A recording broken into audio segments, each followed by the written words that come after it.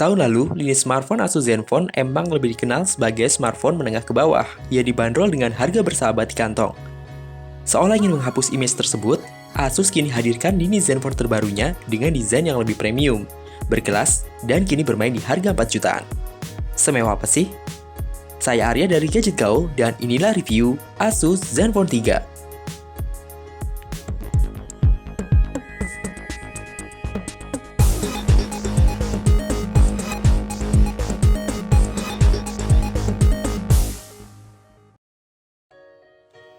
Desain Zenfone 3 mengalami perubahan yang cukup drastis dari seri Asus Zenfone yang pernah saya coba sebelumnya.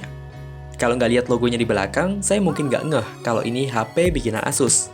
Kalau diibaratin mobil, Zenfone sebelumnya itu mobil versi LCGC yang harganya merakyat. Nah, kalau Zenfone 3 ini mobil versi racing yang naik kelas dengan penampilan lebih keren dan bisa diajak kebut-kebutan.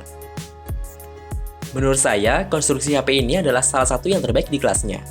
Gadgeters nggak akan nemuin elemen plastik di Zenfone 3, karena bagian depan dan belakang HP ini adalah kaca yang berlapiskan Gorilla Glass 3. Kecuali framenya yang saya kurang tahu terbuat dari bahan apa. Sepertinya sih metal, yang terasa mantap di genggaman. Bagian depan dan belakang Zenfone 3 ini udah pakai desain curved glass 2,5D yang makin nambah kesan premiumnya. Penggunaan elemen kaca di Zenfone 3 emang bikin desain HP ini jadi kelihatan cakep maksimal.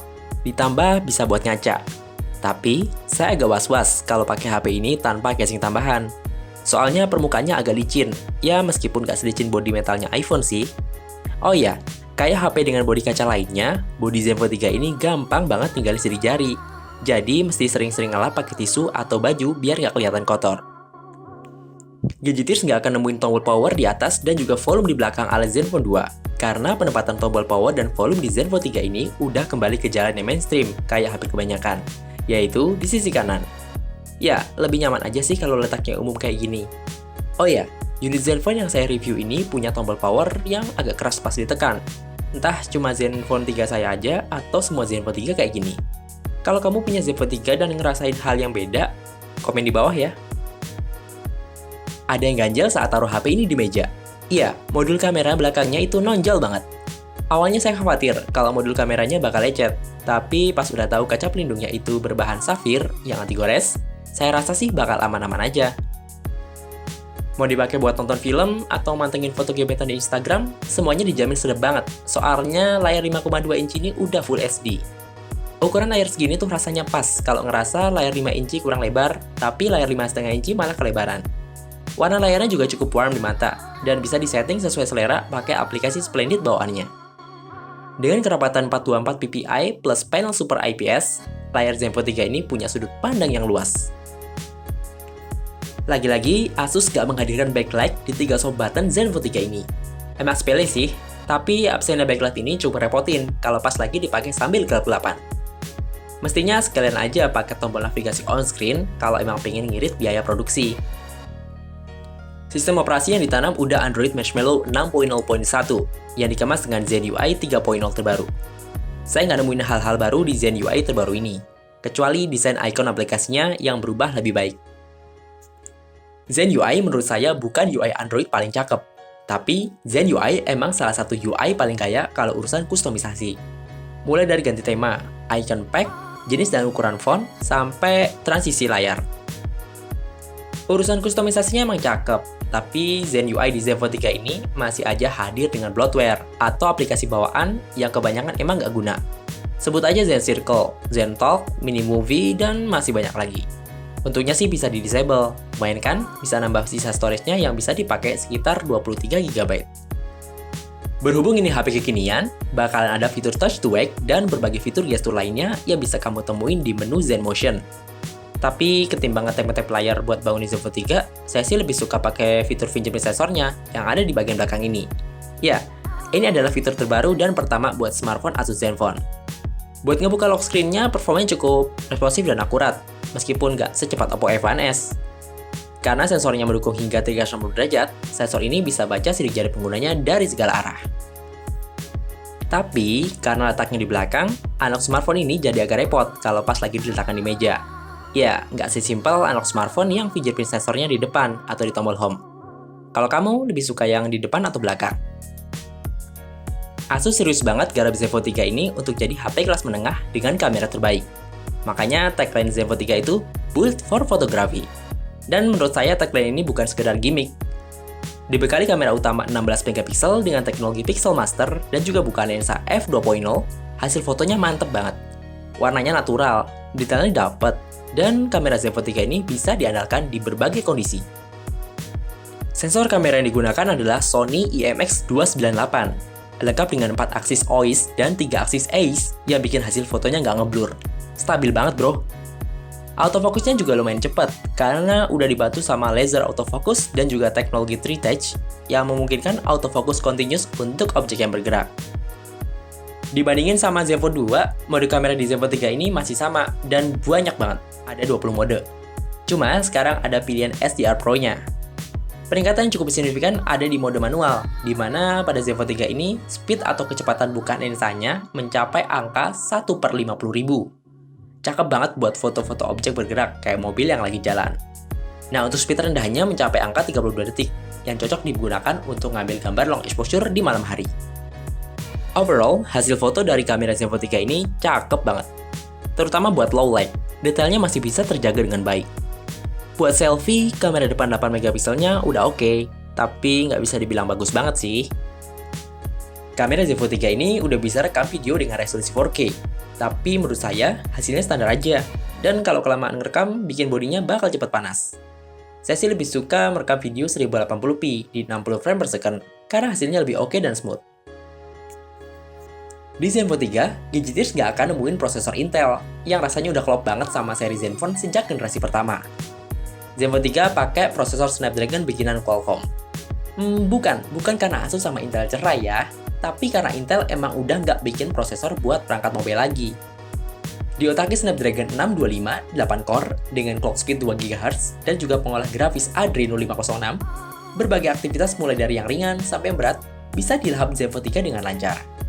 Skor benchmarknya di Antutu nggak terlalu istimewa sih, tapi buat main game Pokemon Go sampai Nova 3 gak ada kendala. By the way, ada yang menarik di prosesor Zenfone 3 ini. Ya, Snapdragon 625 adalah prosesor 14 nanometer FinFET pertama di keluarga Snapdragon 600. Emang efeknya apa?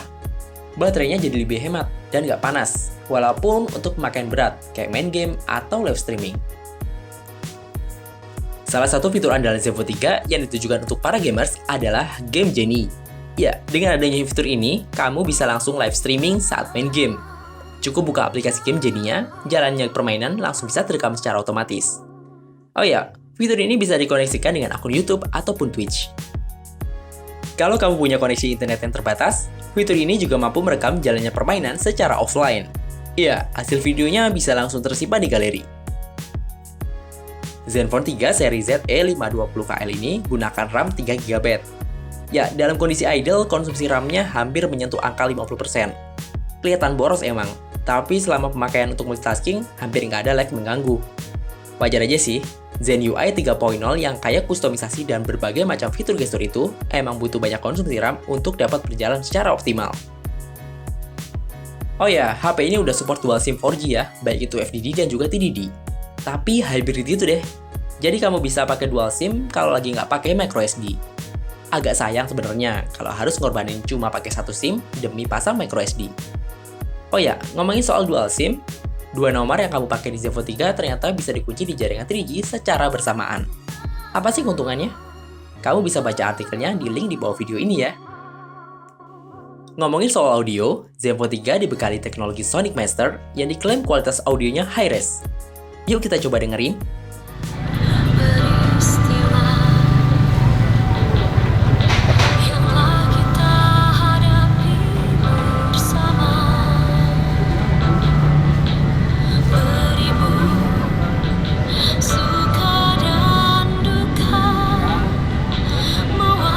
Kalau baca-baca ulasan speknya, smartphone ini juga bisa play audio dengan kualitas 24 bit 192 kHz. Mantep? Iya.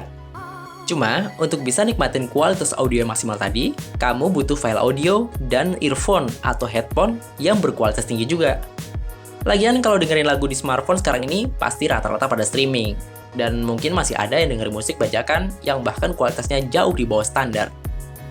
Oh ya, satu lagi.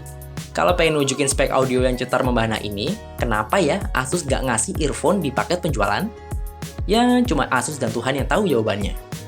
Oh ya Gijitirs, untuk voice over video review ini, saya ngerekamnya pakai Asus Zenfone 3 loh. Menurut kamu gimana kualitasnya? Demi bodi yang langsing, Asus cuma menanamkan baterai 2600 mAh di Zenfone 3. Secara angka emang kecil sih, tapi berkat kinerja prosesor yang lebih efisien, ternyata datanya nggak seboros yang saya bayangkan. Setelah seminggu pakai HP ini dengan satu SIM card 4G, rata-rata screen on time-nya tembus 4-5 jam. Itu udah dipakai buat penggunaan media sosial aktif, nonton film, dan juga main game. Tapi mainnya nggak intensif ya. Untuk isi baterainya, kini Asus sudah move on pakai USB Type-C. Ya, tipe USB yang masa depan banget dan juga simple, karena bisa dicolok bolak-balik. Tapi, ada tapinya nih. USB tipe ini masih jarang dipakai mayoritas HP yang beredar sekarang. Jadi kalau kamu adalah tipe orang yang sering lupa bawa kabel charger, siap-siap aja deh galau maksimal, kalau baterainya udah mau habis. By the way, USB Type-C ini ternyata nggak dukung fitur fast charging. Ya, buat ngisi dari 5% sampai penuh butuh waktu lebih dari 2 jam. Meski bukan smartphone flagship dengan spesifikasi terbaik, Asus Zenfone 3 masih pantas disebut HP mewah, berkat desainnya yang kelihatan mahal. Harga lebih tinggi mungkin bikin kaget sebagian orang, tapi saya kasih 2 jempol deh buat Asus, yang lagi usaha buat naik kelas untuk jadi brand premium dan bikin bangga orang yang make. Harga 4 jutaan terbayarkan dengan desain premium ala HP flagship, performa yang ciamik buat gaming, kamera yang mantap untuk berbagai kondisi dengan sensor terbaru bikinan Sony yang nggak perlu diraguin lagi kualitasnya. Untuk spek lengkap dan juga link pembelian ada di kolom deskripsi di bawah video ini ya. Kalau kamu punya pendapat lain, share di kolom komentar di bawah. Saya Arya dari Gadget Gaul undur diri, sampai ketemu di video selanjutnya.